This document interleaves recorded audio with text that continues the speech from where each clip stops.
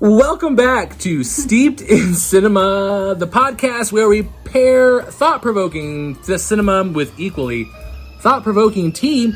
I am your host, Brett Voina, and I'm joined once again by my lovely wife, Megan. Say hello, Megan. Hello. And guys, I know it's been a minute since we've put an episode up. Sorry, we just got a little bit busy around here with things.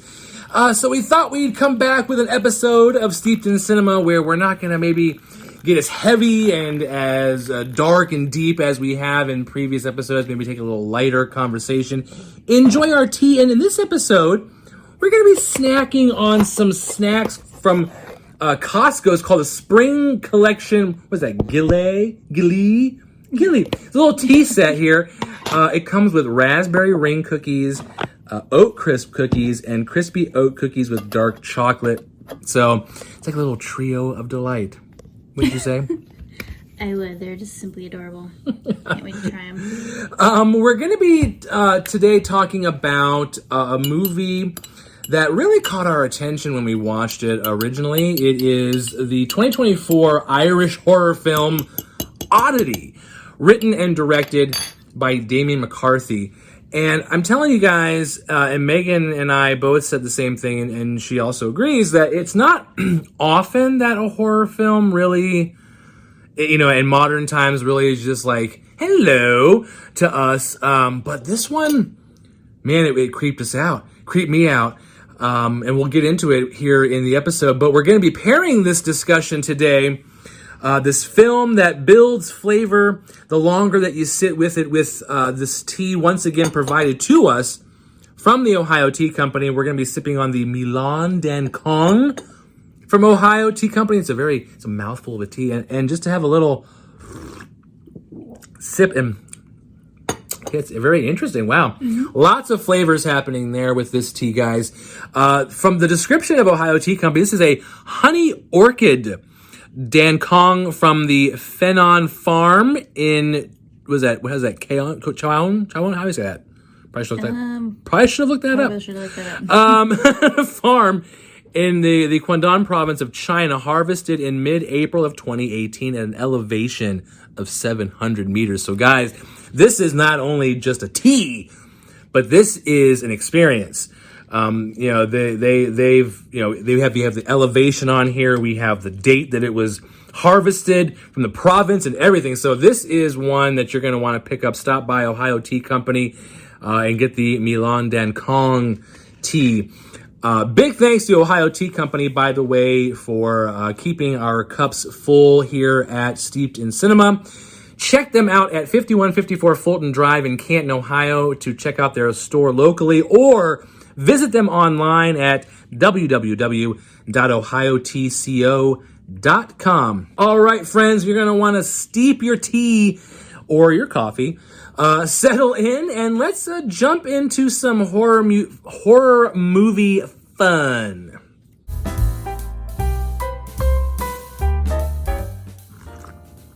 Let's sippity-doo-dah on that tea, because that is actually quite good.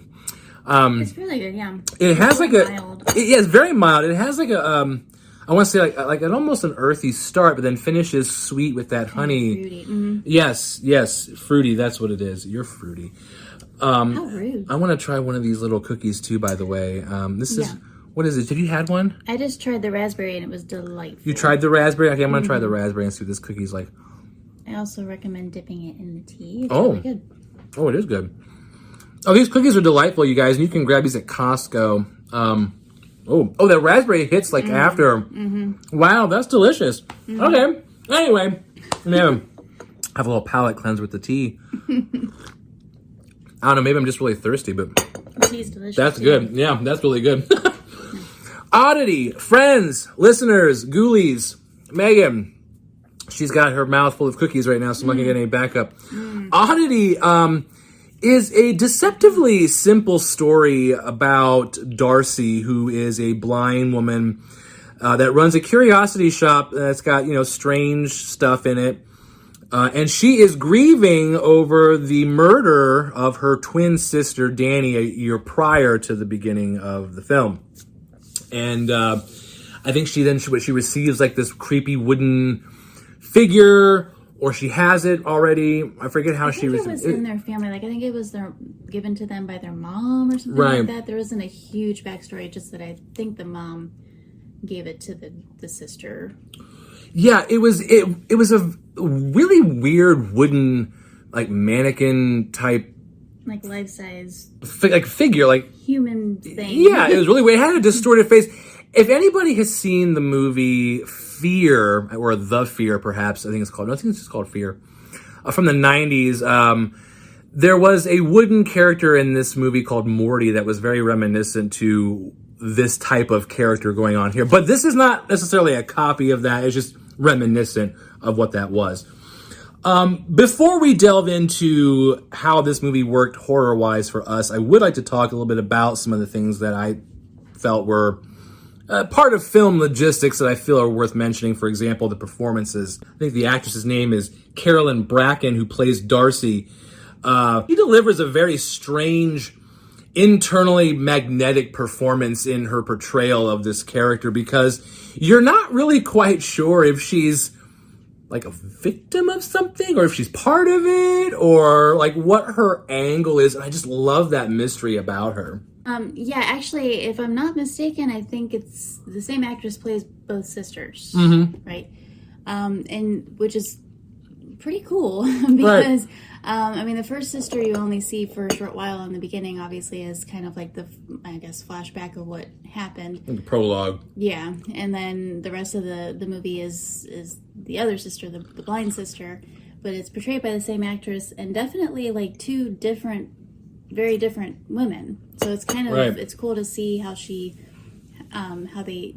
showed that they were, you know, they're obviously twin sisters, but they're very different personalities, and they went very different ways in their lives, and you kind of get the sense that, I mean, maybe I'm wrong, but you kind of get the sense that they were maybe a little estranged, maybe because of how different they were, because the one sister runs this kind of weird shop, and then the other sister was like off married to like her doctor husband, and they bought this giant like mansion weirdo looking house that they're like renovating and all this stuff, like, so it's just very different lives. But I just thought it was really cool how she portrays both characters.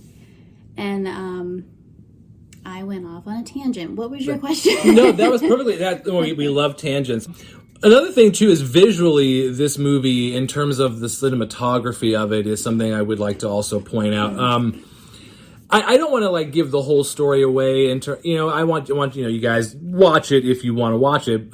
So I don't want to give the whole plot away.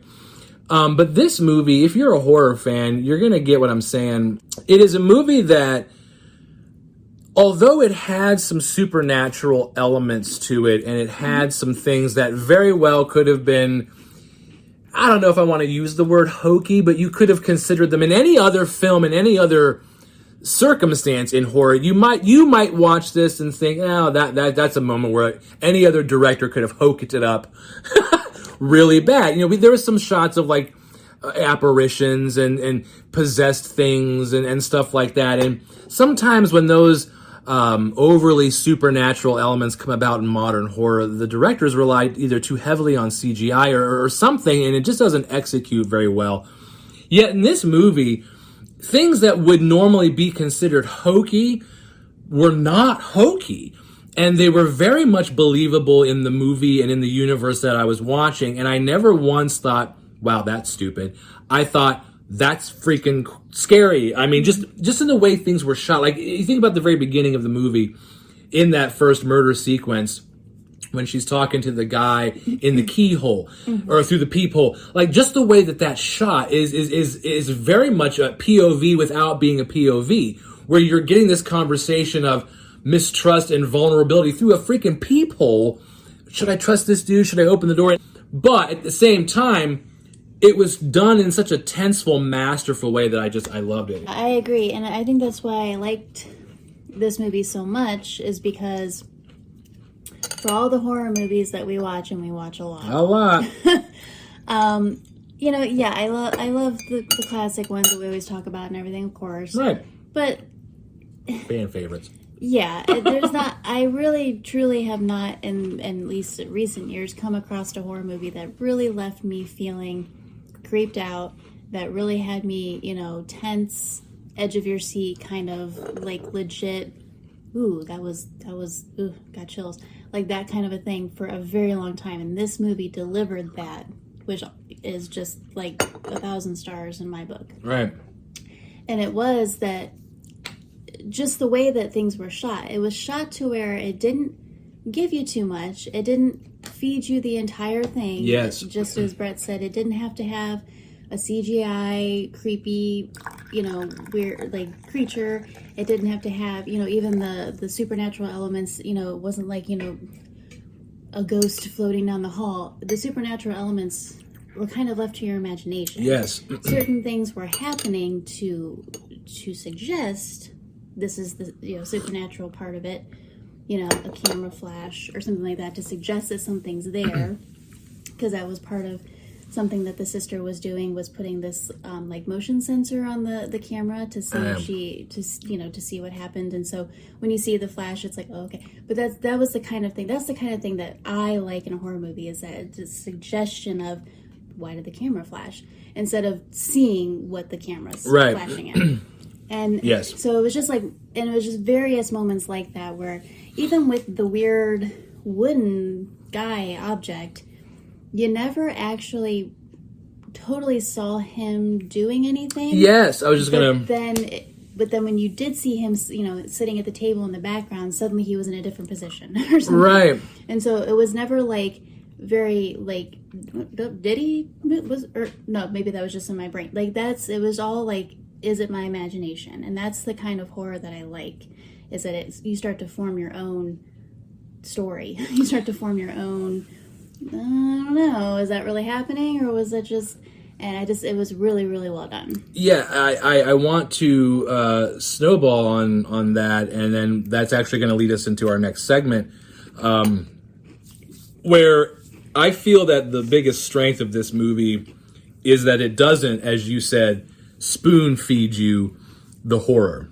Specifically, you mentioning the wooden mannequin figure thing that, again, I'm still trying to figure out. I got to watch it again because I really want to figure out what that wooden guy's what its purpose, because it had purpose. I'm just trying to figure it out, like to give a definition. Going back to what I mentioned earlier about that earlier movie from the 90s where there was a wooden mannequin guy. This is a situation where they had a person in a costume and makeup, and you would see him walk and move and do shit. And that worked in that movie, but I really enjoyed the fact that in this one, it was really left to the power of suggestion. Is the wooden figure actually moving? Is it really possessed by something? Does it have a supernatural power? Or is this a psychological mind screw, for the lack of a better word? And is she sort of like psychologically manipulating the people here through influence? And are they really seeing this happen or not? And I just love that. I love when movies, especially in horror, let the audience play a little bit. As you said, I don't need everything spelled out for me. Sometimes I like to let, because what scares you might not scare me. And I've said this before when we talked about things. I'm definitely a fan of saying less is more. Let the audience, let them scare themselves. Because you might think something's scary, but I don't. So why would you make everything definitive in a horror film? You got to leave room. Which is going to take us into our next segment, which is about the power of restraint and minimalizing horror. And when it's done right, is it actually more powerful than throwing the bucket of blood in your face every 15 minutes? Because, I'm a fan of gore. I like gore every now and then. I enjoy a good slasher fest. But I just prefer it when there's a little room to play. So think about it. So think, in your opinion, then, how did that affect you watching Oddity, knowing that it was allowing you to kind of fill in some of the Mad Lib blanks of this narrative? Yeah, no, as I said before, my kind of horror is more of the psychological horror, and more of the power of suggestion as to what might be going on here. And and the question of, is it actually happening, or is it all in the characters' minds, that kind of thing. And so, and it kind of... representation. Right. Representation of whatever, is scary to them, or whatever is, plaguing them, so to speak, or so it's just... That's the kind of thing I like, because it keeps it open to so much interpretation. And it's not that the whole movie was like that. I mean, there were just legit elements of being scared. And that was the other thing that I liked about it, is that there were definitely legit moments. I mean, there was a literal moment. I'm not going to say what it was, because I don't want to spoil anything. Right. But there was a literal moment, and I haven't had this in years, that I audibly and loudly gasped when this thing happened. And I have not reacted like that to a horror movie, and I can't even recall the last time that I did. And it was kind of early-ish on in the movie, so that was like my automatic, like, okay, like, that was a million points, and I am in this movie now. Like, I was very happy with that, because my feeling about horror movies and movies in general these days is, you gotta catch me right away. Early. Because if you don't, I'm not gonna waste time. There's so many movies. Yeah, there's so many things that I want to see, and so many things that look interesting, that if it doesn't hook me in some way, whether it gives me a good scare, or the story is just that, is just introduced that well, or whatever the case may be, it needs to hook me right away, or I'm not going to waste my time. Exactly. And this hooked me right away. Yes. With not having to, as Brett said, throw it all in my face. I didn't need to have, everything that happened to the sister. There was just it just suggests, it just shows a bit, and then we're done. I didn't have to have a major backstory on the sisters, or on their family, or the mother. You just get little tidbits here and there, and you kind of piece it together, and you kind of go, okay, it's just something weird, whatever, and you move on. That's the kind of this director's really, really good at keeping a story flowing. Yes. And keeping it very suspenseful. Yes. And because we enjoyed his first movie, Caveat, which was one that we accidentally came across one day, and it was fabulous. So when we heard this one was out, and it was the same director, and he has a third one coming, by the way, we were like all in. So I just wonderfully crafted, I think. We were introduced to this director, and just immediately fell in love with the way that he crafts these stories. There's no padded exposition. There's no unnecessary backstory, just raw atmosphere and the fear of what, and no, he doesn't rely on jump scares. I mean, yeah, there's a couple. Every horror film's got a jump scare here and there. You need, there has to be at least one. But these scares are not jump scares. These are, holy crap, like, this situation is just psychologically messing with me. And because of that, it feels real. Rarely in life do we get all of the answers that we need for every situation. And horror, when done right, mirrors that uncertainty. This film uses silence very strategically.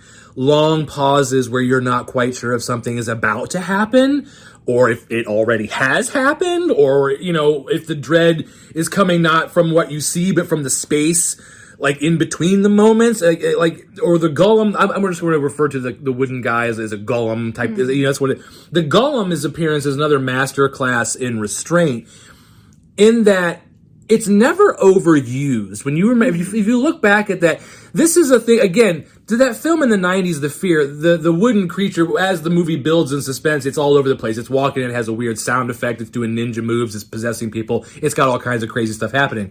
But this particular golem, it most of the time, it's just sitting at the table. Yeah. It changes its position. Sometimes it's looking in different directions, but you never know if Darcy's moving it, or if it's moving itself. It's just suddenly looking in a different direction with a different facial expression. It's really weird. But it's never overused.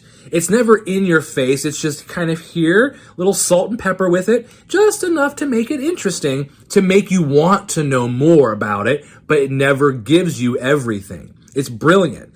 I think the director understands this, and I think he understands that the audience's imagination is far scarier than what you can show them. And this is why Oddity is hitting with us very much. Very much like the Milan Den Cong tea is kind of hitting me very unexpectedly. I am like downing this tea. This is like my third cup of the tea. I drank mine super fast. Also, the cookies are delightful. The cookies are very delightful. This tea, I think, is the perfect example of how the film kind of creeps into your life and sort of becomes an obsession. Like, you just have this little...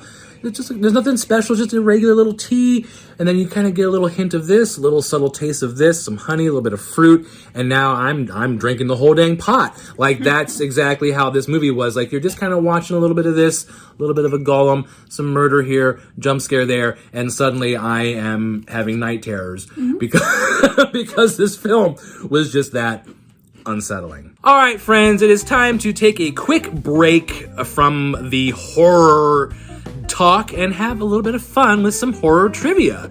And we'll see how well you know Oddity and the broader world of Irish and minimalist horror is our theme for today. So have a sip of something refreshing and let's have some fun with trivia. All right, question number one. We'll start off with a little movie relevance question. What is the name of the twin sister character who is murdered in the beginning of Oddity?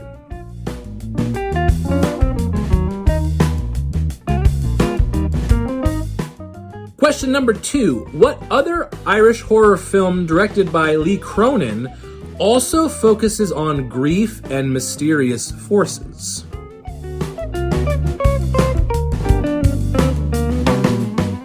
Question number three. In folklore, what is a traditional Irish spirit often associated with omens of death?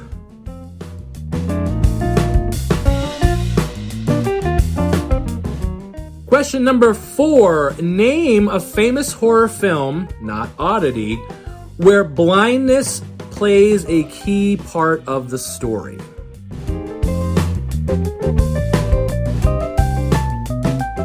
And question number five. What decade saw the resurgence of elevated horror, emphasizing atmosphere over gore?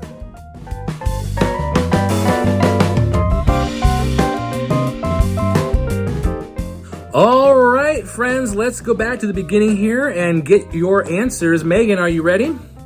Yes. All right, number one, what is the name of the twin sister character who is murdered in the beginning of Oddity? The sister that is murdered is Danny. Correct, Danny. Very good. All right, question number two, what Irish horror film directed by Lee Cronin also focuses on grief and mysterious forces? This one I really wasn't sure on. I'm not familiar with this director. No problem.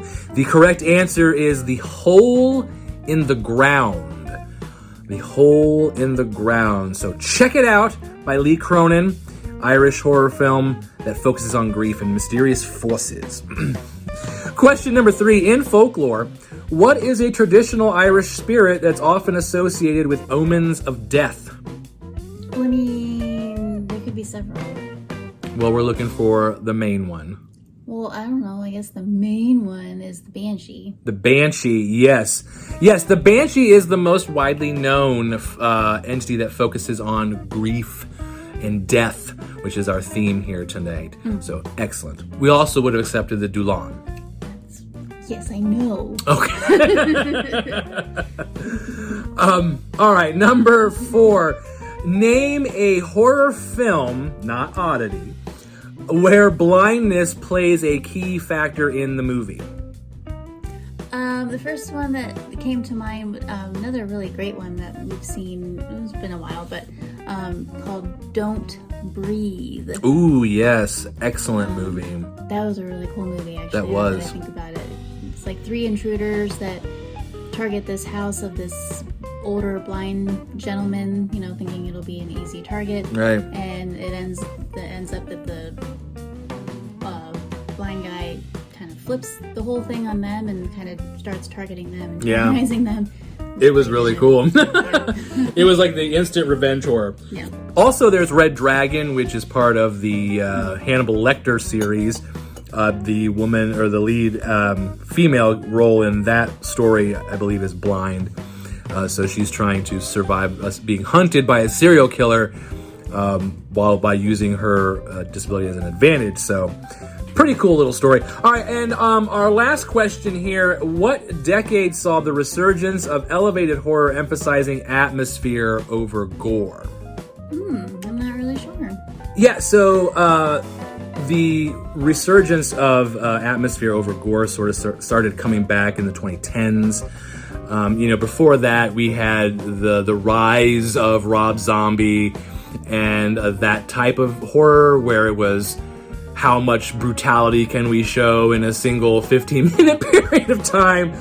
But then 2010s, we started seeing sort of a shift back into atmospheric horror and psychological terror and that type of thing. And I'm way more of a fan of that any day of the week. But I do also enjoy my creature features, I'm not going to lie. So let's move into our final segment here, Friends and Wife, where leading in from our trivia question about how blindness can play a role in the story, I want to talk a little bit about sensory horror a little bit. Because Darcy is blind, Oddity doesn't rely, as we mentioned, so much on the cheap visual jump scares and the grotesqueness of things. Thinking about the golem or the wooden thing, it isn't overly horrific looking. And it wouldn't have to be because, remembering that we're an audience, so the story is supposed to be self-contained within the universe. So if the character is blind, what need would there be for horrific displays of monstrosities and things of that nature? Because it wouldn't affect her. She can't see it anyway. So I think it's interesting that Oddity takes that approach in delivering these scares without using or relying on the heavy scare factor of gore or monstrosities. It crafts the fear through sound, silence, intuition. You find that you are kind of, tuning your ears along with Darcy as she's sort of going through the situation, looking for clues and what have you. It's a primal fear that's rooted not so much in what we see, but what we can't. Yeah, I think that movies that can kind of give you that sense of not having a certain sense are very creative in that, the character that's experiencing that, whether they're blind or deaf or whatever, they have this reliance on their other senses to kind of take them through whatever's happening to them.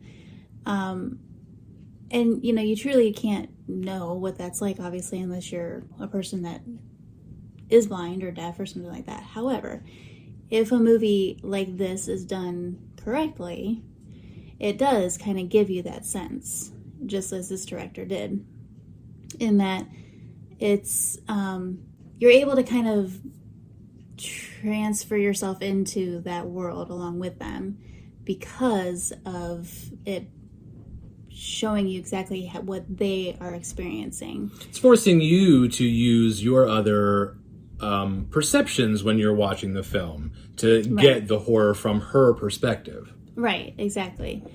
It's just interesting to... Another example that kind of just popped into my brain, and I mean, this is kind of similar, is another horror movie that we just recently watched, which was Wolfman. Oh, yeah. Yeah. And we might have a conversation about that one in a different podcast. There was pros and cons, but the reason it popped into my brain is because in his transformation, this is slightly different, but in his transformation of becoming this wolf, slash dog, slash whatever, he's getting a heightened sense of hearing, so he's not getting senses taken away, but he's getting a heightened sense of hearing. And there are portions of the movie in his transformation where you're actually hearing what he's hearing. And so that's why it popped in my brain, because that was another very creative use of this is what this character is feeling. You're hearing what he's hearing, and it's a very, very distinct, a spider on the wall is extremely loud kind of thing. Right. And in the sense that this director does the same thing with Oddity, whereas she's obviously, she's blind, so she's not, you don't there was actually like literally moments where she's like looking down a hallway and you're not sure, you know, and I say looking, I mean, she senses that something's down the hallway. And even you were kind of looking down this dark hallway going, is there something? Right. Like you find yourself as if you can't see something either, is right. what I'm trying to say. Like you find yourself thinking, yeah, is there something there? I don't even know. And I'm looking right down the hallway, but is there something there? Like right. that? And that's what when I said like you're using you're kind of like tuning your ears and you're kind of bending your body to try to see if you can, because you're not able to use your eyes. Right. So I think it's, that's exactly what I'm looking for in a horror movie, is to feel like I'm in the movie. Draw me in. I want to be that connected to what the character's experiencing, that it feels like I'm experiencing it too. And if it's done right and it's done creatively, that is what makes or breaks a horror movie to me. Yeah. You know, it's not just here's flashes of things happening and here's this and here's that and here's this big creature and this big monster and this, you know, and this big giant kill scene. And it doesn't always have to be like that. It can literally be, you know, make you kind of work for it a little bit. Yeah. You know, like make you try to see something that's not there, or try to hear something that you're not sure if you heard what you heard, or, you know, whatever. I just think that putting your audience in the character's shoes is like pivotal to making them really feel the story and understand the story. You know, it's just like a whole other sense of a whole other like sense of movie making, basically. That's right. So, which is another reason I'm a big fan of this director. I hope he does hundreds of more films. And one little interesting note, speaking of the movie, that the other one directed by this director, Caveat, there was a little Easter egg from Caveat in this movie where there was a doll featured in Caveat that made its way into this woman's collection. Darcy has a collection of like weird artifacts, and the doll from Caveat was in this movie, so it's kind of a cool little thing. I wonder if the wooden guy will show up in his next that's funny stuff. That's kind of cool when directors do little Easter eggs like that. I love it. Friends, Oddity proves that you don't need spectacle to be terrifying. You need patience, you need empathy, and you need the courage to leave some doors closed. Damian McCarthy has officially earned our attention here at Steeped in Cinema, and if he keeps telling stories that respect audiences' imagination like this, he is going to become a defining voice in modern horror. Mark my words. Big thanks to Ohio Tea Company for fueling tonight's eerie journey into oddities. Seriously, the Milan Dan Cong is the perfect cup for this night of ghostly mysteries. It's another tea where, you know, it's another journey into the senses where you're not just using your taste buds to enjoy the tea, you're also enjoying the aroma of it. Even the texture of it on your tongue really has its own sort of unique sense. So it's a tea that sparks all the senses. You don't just rely on one, much like the film's use of all senses here in this creepy little tale. Check out Ohio Tea Company at 5154 Fulton Drive in Canton, Ohio, or online at www.ohiotco.com. If you enjoyed this episode, be sure to subscribe, leave a review, and follow us on Instagram and Facebook. And while you're there, tell us, what is the scariest movie that you have seen or that didn't spoon feed everything? If you have any suggestions for future movies to talk about or teas to taste, drop us a line on Facebook or Instagram. We'd love to hear from you guys. Megan, any final words to our listeners tonight? In terms of new, relatively new, well, this is new, 2024, but in terms of new horror movies and things, I have remained very amused until now. So I highly recommend this one, highly recommend Caveat as well. We should talk about that one sometime too. Friends, thank you so much for listening, and until next time, keep steeping your mind in great cinema. Cheers.